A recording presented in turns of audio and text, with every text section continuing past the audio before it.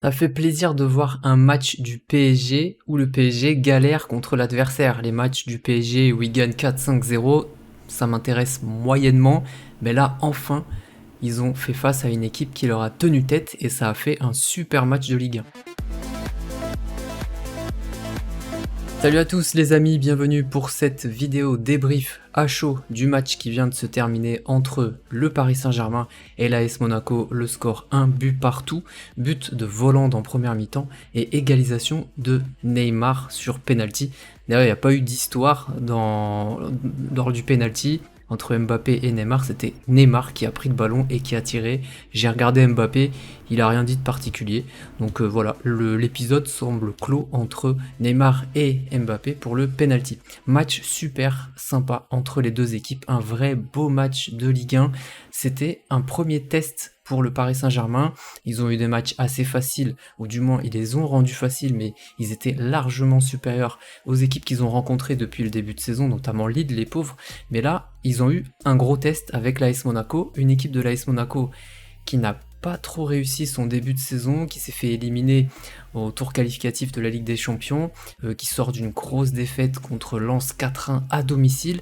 Et justement, ce match-là, je l'ai vu, Monaco-Lens, et j'ai vu une équipe de Monaco, alors qui sortait justement de l'élimination face au PSV, une équipe de Monaco sans énergie, sans envie, en plein doute, et je me suis dit, oulala, attention, si c'est l'équipe de Monaco face à Lens qui vient au Parc des Princes, ça va être une boucherie.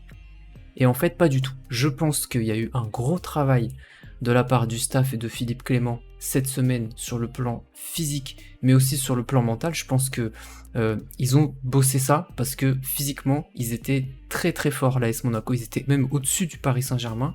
Et au niveau mental, je pense que on a remis les têtes à l'endroit. Je pense qu'ils ont digérer l'élimination face au PSV voilà, je pense que ça y est, c'est de l'histoire ancienne, ils ont digéré cette élimination. C'est vrai que contre Lens, ils venaient d'être éliminés et je pense qu'ils avaient cette élimination à travers la gorge. Là, c'est bon, ils sont passés à autre chose et au niveau physique, Disasi l'a dit en interview sur Amazon Prime avec Thierry Henry, ils ont dit que ils ont fait une prépa physique. Ils ont fait, je pense, une mini prépa physique justement pour ce match et là, on voit l'AS Monaco de l'année dernière, de la fin de saison dernière, une équipe très physique, très agressif, qui court beaucoup. Là, j'ai retrouvé l'AS Monaco de la fin de saison dernière et ça fait plaisir parce que j'aime bien quand il y a des grosses équipes en Ligue 1. Moi, j'ai envie de voir des grosses équipes de Ligue 1. Un gros Marseille, un gros Lyon, un gros Monaco, un Lille joueur, c'est super pour notre Ligue 1 et au moins ça donne du fil à retordre pour le Paris Saint-Germain. Donc, match nul, le Paris Saint-Germain aurait pu perdre, mais ils auraient pu gagner, puisqu'ils ont touché, je crois, 3 fois le poteau, donc ils auraient pu gagner 2, voire 3-1, mais Monaco aussi aurait pu gagner ce match s'ils avaient mieux joué certains coups. Le premier but, c'est un but de Kevin Volland qui malheureusement sort sur blessure, alors Volland lui aussi fait un début de saison assez mauvais, il y a même des matchs où il est même pas rentré en jeu, il est resté sur le banc, et quand il a joué, il était pas bon, et bien là par contre, titulaire face au Paris Saint-Germain, j'étais le premier surpris, et il a fait un super match, sauf que son match il a duré un quart d'heure malheureusement, puisque sur le but il s'est blessé. Un mot sur le but, je le trouve très beau, le but de Volland, à l'image de ce joueur qui est très intelligent, c'est pas le plus rapide, c'est pas le plus technique, mais c'est un joueur très très intelligent. Il fait un 1-2 avec Golovin. Golovin, pour une fois, il fait pas 1000 touches de balle avant de faire une passe, il en fait juste une seule pour se mettre en bonne position et délivrer une superbe passe à Volland. Et là, Volland, il fait un bon contrôle, il protège super bien son ballon alors qu'il a un gros Kimpembe sur le dos, et derrière, frappe limpide, pas très forte, mais très bien placée, du pied gauche, qui trompe Donnarumma. Franchement, le but, il est superbe et il est à l'image de ce joueur qui est un joueur qui, quand il est en confiance, est un joueur très intelligent, et les joueurs très intelligents sur le terrain, c'est toujours très utile. Donc, but de Monaco. Après, Monaco fait une très bonne première mi-temps, ils dérangent énormément le PSG avec leur dispositif, puisqu'en fait, Monaco, sur ce match, il joue en 3-5-2, comme le Paris Saint-Germain, et j'ai l'impression que ça a beaucoup gêné le Paris Saint-Germain. Je pense que si Monaco s'était présenté avec son 4-4-2 ou son 4-2-3-1, ça aurait été plus facile pour Paris. Mais là, le 3-5-2 de Monaco a énormément gêné Paris. Pourquoi ? Parce qu'en fait, tous les joueurs du Paris Saint-Germain étaient cernés par un autre joueur de Monaco. Disasi était sur Neymar, Maripane était sur Messi, Badiachil plutôt sur Messi. Chaque joueur de Monaco avait en marquage individuel quasiment un joueur du Paris Saint-Germain. Du coup, les Parisiens, ils avaient très peu de place, il y avait toujours un monégasque sur eux, et puis un monégasque agressif. Quand tu tapes un Mohamed Camara, lui il a fait un très beau match, très très agressif, il a récupéré beaucoup de ballons, il est relou de ouf à jouer. T'as un Fofana aussi au milieu de terrain qui a un peu le même profil que Camara, relou. Quand Neymar il avait le ballon, t'as un gros Disasi qui vient sur toi, relou de fou. Vraiment cette équipe de Monaco quand elle est bien physiquement, et je pense quand elle est en 3-5-2, qui je pense est le dispositif qui sied le plus à l'effectif de Monaco, et ben cette équipe de Monaco, elle va aller loin. Je pense que Monaco qu'on a vu ce soir, c'est top 3. C'est top 3.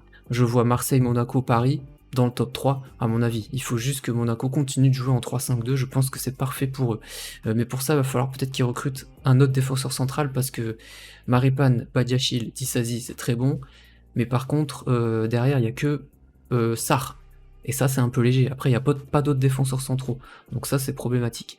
Donc, très bon match de Monaco. Je suis très content pour eux parce que je les avais laissés contre Lens en très grande difficulté. Là, je pense qu'enfin qu'ils vont lancer leur saison. C'est très bien. J'ai vu aussi un Ben Yedder en jambes, ce qui n'était pas le cas depuis le début de saison où je le trouvais un peu pâteau, un peu lent. Là non, je l'ai trouvé en jambes, il faisait des appels en profondeur, on le trouvait parfois sur le côté, techniquement il était très juste aussi, très bon. Voilà, là j'ai retrouvé une équipe de Monaco physiquement au point. Et donc du coup je pense que leur saison est lancée. Pour Paris c'est bien pour eux aussi, puisque là ils se sont confrontés enfin à une grosse équipe qui leur a imposé beaucoup de duels physiques. Je pense que Monaco a gagné plus de duels que Paris. En tout cas, ils se sont fait bouger et c'est bien de rencontrer des équipes comme ça. Pourquoi c'est bien? Parce qu'en Ligue des Champions, ça risque d'arriver souvent ce genre de match et ce genre d'intensité. Donc il faut que Paris ait des adversaires comme Monaco, comme Marseille, qui leur imposeront un combat physique. C'est bien pour Paris, c'est bien pour leur parcours en Europe. Voilà ce que je peux dire. Le penalty de Neymar, comme d'hab, hein, c'est une œuvre d'art, hein, les penalties de Neymar. Il est parfaitement tiré et Nubel ne peut absolument rien faire puisque Neymar regarde jusqu'au tout dernier moment où va aller le gardien, et si le gardien ne bouge pas, en fait c'est cheaté, parce que si le gardien choisit un côté au dernier moment, Neymar va tirer de l'autre côté, et si le gardien ne choisit pas de côté, et ben Neymar il tire petit filet et tu peux pas la prendre. Donc c'est impossible en fait d'arrêter un penalty de Neymar. Donc voilà. Alors au niveau de mes tops et de mes flops, j'ai pris des notes. Au niveau de mes tops, Disasi, il fait un début de saison incroyable, sauf le match contre Lens où lui aussi je l'ai senti pas dedans et mentalement pas bien, et peut-être physiquement émoussé aussi. Mais là je retrouve le Disasi contre le PSV, superbe match de Disasi, et Thierry Henry d'ailleurs lui a fait comprendre qu'il y avait peut-être moyen qu'il prenne le wagon bleu pour la Coupe du Monde. Je ne pense pas, mais quand même, il est sur les tablettes du Paris Saint-Germain apparemment, et à mon avis avec des prestations comme ça, à un moment donné on va peut-être évoquer le cas d'Isasi pour l'équipe de France. Mais en tout cas, match de patron hyper agressif. En plus, dans ce nouveau 3-5-2, il se retrouvait souvent au milieu de terrain pour aider Fofana et Camara, il est pas maladroit, balle au pied, hein. Donc ça, c'est quand même, il est assez impressionnant, je trouve. Deuxième top, Neymar. Pour moi, c'est le meilleur joueur du Paris Saint-Germain depuis le début de saison. C'est lui qui mène l'équipe. Toutes les attaques passent par Neymar. Je le trouve juste au niveau de ses passes. Ça a toujours été, même l'année dernière. Mais même physiquement, je le trouve bon physiquement. Je trouve qu'il tape des accélérations. Il retrouve un peu de sa vitesse d'antan. Physiquement, voilà, il est très bien. Et je pense que mentalement aussi, il est très bien, contrairement à l'année dernière. Et au niveau des tops, j'ai noté Camara de Monaco. Mais j'ai même envie de dire Camara-Fofana. Je trouve que cette doublette marche très bien. Et je pense que peut-être qu'on a trouvé le successeur de Tchouaméni avec Camara. Il faut juste que Fofana se projette peut-être un peu plus vers l'avant. Parce que je pense... Ouais, Camara, il est capable de le faire, mais j'aimerais bien que Fofana fasse un peu plus au niveau offensif. Je pense qu'il en est capable. Au niveau des flops, alors j'ai été choqué par une rentrée en jeu. Je pense que vous allez savoir de qui je parle en disant ça. Minamino. Minamino, j'ai l'impression que c'est comme si moi je rentrais en cours de jeu lors de ce match PSG Monaco. Il est à la rue, physiquement, techniquement, mentalement, il est complètement à la rue. Je sais pas ce qu'il a. Je sais pas ce qu'il a, Minamino. je me demande si c'est le vrai Minamino de Liverpool. J'ai rarement vu un joueur aussi en difficulté. Il a eu des situations de frappe ou des situations de contre, et il est lent physiquement, c'est incroyable, il se fait bouger. Je sais pas ce qui se passe autour de Minamino, mais j'ai rarement vu un joueur aussi faible. Je trouve que Mbappé, enfin moi, il fait partie de mes flops, parce que je l'ai trouvé un peu individualiste. Je trouve que tout le monde joue collectif, mais lui, je le trouve un peu individualiste. Il va pas forcément faire l'appel pour aider le coéquipier, pour libérer de l'espace pour son coéquipier. Il va faire un appel si ça lui sert à lui, en fait, si c'est utile pour lui, mais pas forcément pour les coéquipiers. Et ça, c'est pas très collectif. Je le trouve individualiste, en fait. Et dans le PSG de Galtier, ça va pas trop. Je pense que Galtier, il aime pas trop ça, et je pense que c'est important justement de ne pas être individualiste, surtout quand tu vois que Messi et Neymar ne le sont pas.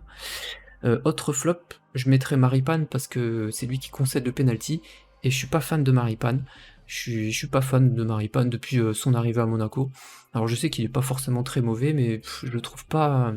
Contrairement à Badiachil et Disasi que je trouve très très fort, je trouve que Maripane il fait un petit peu tâche dans cette défense à 3, mais bon, il fait quand même le taf, mais c'est quand même lui qui concède le penalty. Malheureusement, je pense que s'il n'y avait pas eu ce penalty, peut-être que Monaco aurait gagné 1-0. Donc voilà, on sait pas, mais moi j'aurais mis, moi je mets Maripane dans les flops. Voilà les amis, ce que je peux dire sur ce match. Match très agréable, décidément la Ligue 1. Bah, c'est un championnat qui a beaucoup progressé ces dernières années. Il y a vraiment eu un gros niveau sur ce match-là, et c'est super cool, et c'est cool pour le Paris Saint-Germain, et je suis très content de retrouver une équipe de l'AS Monaco de ce niveau-là. Voilà les amis, je crois que j'ai plus rien à dire sur ce match, j'espère que la vidéo vous a plu. Si c'est le cas, laissez un pouce bleu, abonnez-vous, et laissez un commentaire pour me dire ce que vous avez pensé de ce super match de Ligue 1. On se retrouve très bientôt pour d'autres vidéos. Salut!